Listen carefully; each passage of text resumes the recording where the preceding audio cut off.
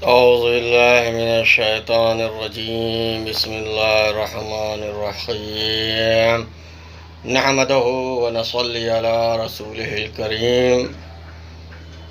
ناظرین محترم، السلام علیکم ورحمۃ اللہ وبرکاتہ۔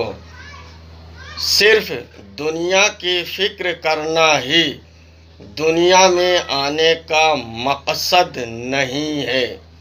مولا کائنات علی بن ابی طالب علیہ السلام کا فرمان ہے کہ بہت سے بد نصیب ایسے ہوتے ہیں کہ موت ان کے سر پر آ پہنچتی ہے، حالانکہ وہ دنیا کے حصول کی کوشش میں مشغول ہوتے ہیں۔ السلام علیکم ورحمۃ اللہ وبرکاتہ۔